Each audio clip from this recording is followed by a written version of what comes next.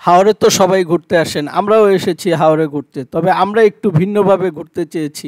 আমরা হাওরে ঘুরেছি সারাদিন এবং রাতের বেলা হাঁসের মাংস রান্না করে খেয়েছি সব বন্ধুরা মিলে।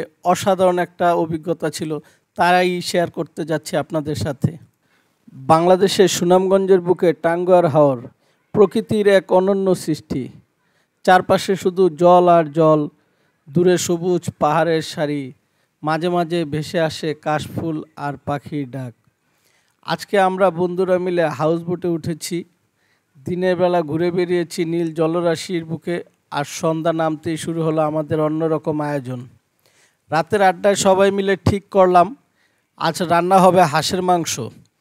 হাওরের স্বাদ, বন্ধুদের হাসি আর গরম গরম মশলার ঘ্রাণ সব মিলিয়ে এক অনন্য পরিবেশ। কেউ হাঁস কেটে দিল, কেউ মশলা মাখালো, আবার কেউ আগুনের পাশে দাঁড়িয়ে গল্পে মেতে উঠল। সবচেয়ে বেশি ভূমিকা রেখেছে আমাদের এই বন্ধুটি, ওই সবচেয়ে বেশি রান্নাবান্না করেছে, প্রধান বাবুর্চির দায়িত্বে ছিল। অসাধারণ ছিল ওর হাতের জোশ। একের পর এক সহযোগিতা করতেছিল।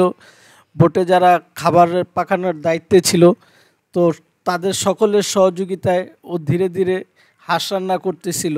আমার কাছেও মনে হচ্ছিল হাঁসটি অসাধারণ হবে এবং খুব স্বাদ হবে, কারণ আমি দাঁড়িয়ে দাঁড়িয়ে ওর রান্না দেখতেছিলাম।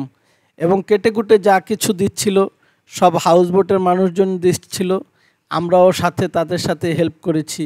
দেখুন কত সুন্দর করে মাখিয়ে ও এখন আবার এটা বন্ধ করে দিচ্ছে সরা দিয়ে, আবার বারবার করে দেখতেছে।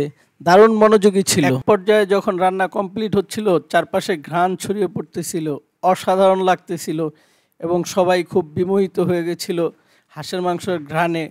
সবার কাছে খুবই ভালো। এইভাবেই আমরা টাঙ্গুয়ার হাওরের রাতের সময়টা পার করতেছি। আর আমার সাথে এই যে এই ভাই আছে, তারপরে এই যে এই ভাই আছে।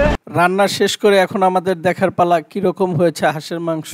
অসাধারণ হয়েছে, দেখতেই জিভে জল চলে এসেছিল সবার। এখন আমাদের খাবার পালা। তো আমরা সামনে নিয়ে আসলাম, বোটের সামনে বসে সবাই একসাথে এখন খাওয়া দাওয়া করব। সবাই খুব খুশি, নিজের হাতে হাঁসের রান্না। দেখুন দেখতে কত ভালো লাগতেছিল, দারুণ লাগতেছিল এবং লোভনীয় লাগতেছিল। সবাই খুব কাড়াকাড়ি করে আমরা হাঁসের মাংস নিচ্ছিলাম বোটের সামনে বসে। আপনারা যদি হাওরে বেড়াতে আসেন, অবশ্যই আপনারা এইভাবে রান্না করে খেতে পারেন।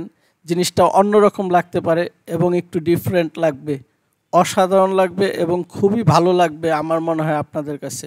ভালো থাকবেন সব সময়।